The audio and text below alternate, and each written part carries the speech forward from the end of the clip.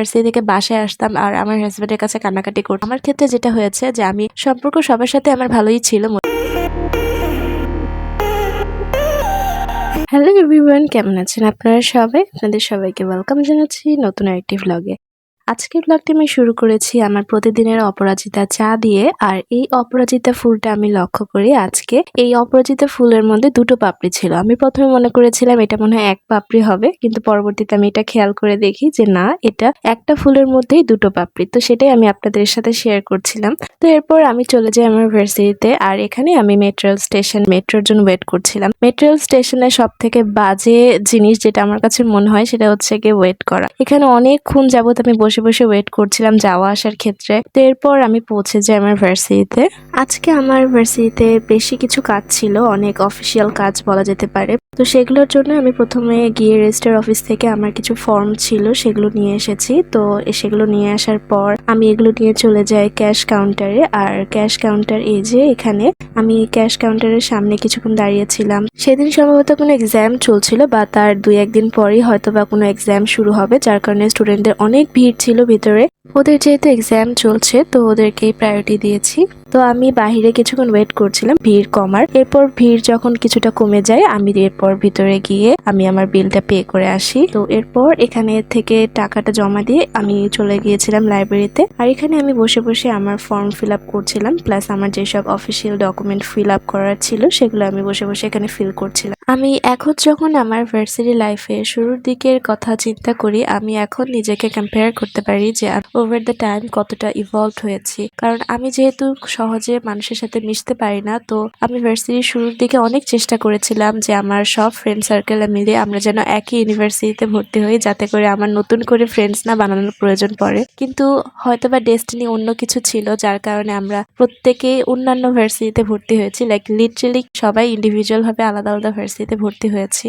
হয়তোবা সেখান থেকেও সৃষ্টিকর্তা চেয়েছিলেন যাতে আমি আমার লাইফের বাকি পথটুকু একা চলতে শিখি। কারণ যতই আমরা ফ্রেন্ড সার্কেল বানাই না কেন, যতই আমাদের ভালো ফ্রেন্ডশিপ বিল্ড আপ করি না কেন, একটা সার্টেন সময়ের পর গিয়ে কিন্তু আমাদেরকে নিজেদের জন্য নিজেদেরকেই ব্যাক আপ করতে হয়। অন্য কোনো ফ্রেন্ড বা আপনজন আত্মীয় স্বজন পাশে থাকবে না ইন আ সেন্স তারা ইন্টেনশনালি ভাবে পাশে থাকবে না সে বলছি না, মানে অনেক সময় হয়তো বা সিচুয়েশনই এমন হবে যে তারা ইচ্ছা থাকা সত্ত্বেও পাশে থাকতে পারবে না। আমার এখনো মনে আছে আমি আমার ভার্সিটির ফার্স্ট ইয়ার সেকেন্ড ইয়ারে থাকার সময় আমি প্রায় সময় ভার্সিটি থেকে বাসায় আসতাম আর আমার হাজবেন্ডের কাছে কান্নাকাটি করতাম। আমি বলতাম যে আমি কোনো ফ্রেন্ডস বানাতে পারছি না, যার কারণে আমার অনেক ধরনের প্রবলেম ক্রিয়েট হচ্ছে যেগুলো আমি একা একা সলিউশন করতে পারছি না। আমি এখানে পড়াশোনা করবো না, আমি ভার্সিটি চেঞ্জ করব, আমি অন্য জায়গায় সুইচ হবো। আমার হাজবেন্ড তখন সে আমাকে বলতো যে দেখো, লাইফে একটা না একটা সময় তোমাকে এভাবে করে একা চলার স্ট্রেংথ তোমাকে অর্জন করতেই হবে। হয়তোবা এটাই তোমার টার্নিং পয়েন্ট। এই ভার্সিটি লাইফটা থেকেই হয়তোবা তুমি একটা সময় বের হয়ে যখন যাবা তখন হয়তোবা তুমি দেখতে পাবা যে তুমি এখন আর তোমার ফ্রেন্ডসদের উপর ডিপেন্ডেন্ট যেটা হতা সেটা এখন আর হচ্ছ না, নিজে নিজে সবকিছু করতে পারছো। হয়তোবা স্টার্টিং এ তোমার প্রবলেম গুলো মনে হচ্ছে যে এগুলো একা ফেস করা বা একা সলভ করাটা তোমার জন্য